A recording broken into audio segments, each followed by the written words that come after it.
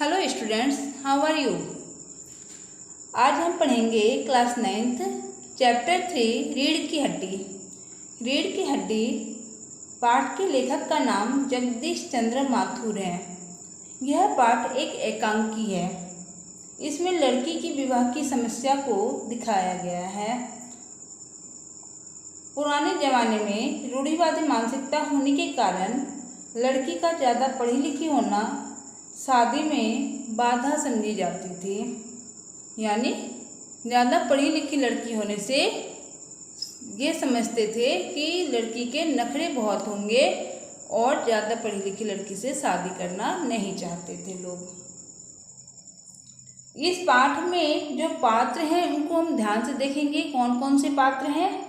लड़की के घर में 4 सदस्य हैं, जिसमें है रामस्वरूप लड़की के पिता, प्रेमा लड़की की माता, उमा लड़की और एक नौकर होता है जिसका नाम होता है रतन। और लड़का के घर में है, लड़का के पिता का नाम है गोपाल प्रसाद और लड़के का नाम है शंकर। इस कहानी में 6 पात्रों को ही दिखाया गया है। कहानी कुछ इस तरह से है। घर में मेहमान आने की तैयारियां चल रही है। उमा की शादी फिक्स हो रही है, घर में मेहमान आने वाले हैं, तैयारी चल रही है। तैयारी में सभी लगे हुए हैं, पर विशेष तौर से रामस्वरूप और उनका नौकर रतन तैयारी कर रहे होते हैं। प्रेमा लड़की की माता है जो आती हैं और अपने पति से बताती हैं कि उमा तैयार नहीं हो रही है, क्रीम पाउडर वगैरह कुछ भी नहीं लगा रही है, मुंह फुलाए हुए बैठी है। रामस्वरूप कहते हैं कि तुम माँ हो, समझा बुझा कर तैयार करो। पर प्रेमा उल्टा रामस्वरूप को ही डांटने लगती है कि तुमने इतना पढ़ाया लिखाया है क्यों, तुमने इतना पढ़ाया, इसलिए वह सिर पर चढ़ रही है और नखरे दिखा रही है। फिर वो कहती है, प्रेमा कहती है अपने पति से, खाने पीने की सभी चीज़ें तो हो गई है पर मक्खन की कमी है। रामस्वरूप नौकर को भेजते हैं, नौकर का नाम होता है रतन। नौकर को भेजते हैं कि जाओ मार्केट से मक्खन लेकर आओ। रतन मक्खन लेने चला जाता है। इसी बीच लड़के वाले आ जाते हैं। लड़के वाले में 2 ही मेहमान होते हैं, एक लड़का होता है शंकर और एक लड़के का पिता होता है गोपाल प्रसाद। गोपाल प्रसाद रूढ़िवादी और पुराने ख्यालों के इंसान हैं और पुराने ज़माने की बात किया करते हैं। वह आते हैं, बैठते हैं और रामस्वरूप से पुराने ज़माने की बात करने लगते हैं, महंगाई पर चर्चा करने लगते हैं। फिर वो पूछते हैं, उमा ज़्यादा पढ़ी लिखी तो नहीं है। तो रामस्वरूप जो कि लड़की के पिता होते हैं वो कहते हैं, नहीं, उमा सिर्फ 10वीं पास है। उसी समय उमा वहाँ आती है और हाथ में पान लेकर आती है। लड़की के पिता उमा की ओर देखते हैं।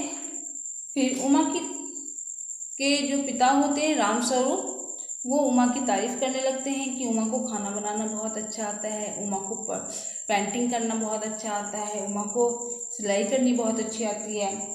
अब गोपाल प्रसाद उमा से सवाल पूछते हैं। गोपाल प्रसाद कौन है? लड़के के पिता हैं। वो उमा से सवाल पूछते हैं तो हर बात का जवाब रामस्वरूप ही देते रहते हैं, क्योंकि उनको पता होता है कि उमा गुस्से में है और किसी भी बात का जवाब देना नहीं चाह रही है। गोपाल प्रसाद को इस बात से बहुत गुस्सा आता है और वो कहते हैं कि आप उमा को बोलने दीजिए। उमा से पूछते हैं कि बेटा आप क्या करते हो, कितनी पढ़ी लिखी हो, इस तरह से सवाल करना शुरू कर देते हैं।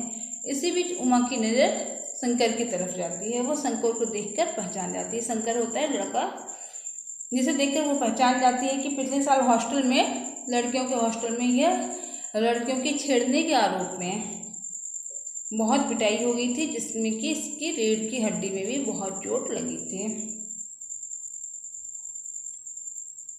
तो जब वो सवाल पूछ रहे होते हैं उमा से, उमा भी जवाब दे रही होती है। फिर उमा ये कहती है, जब हमें जवाब देने का क्या मतलब है, जब आपको हमें देखना ही है तो देख लीजिए और शादी की बात तय कीजिए, हमें अपनी मर्जी बताने का कोई हक नहीं होता है।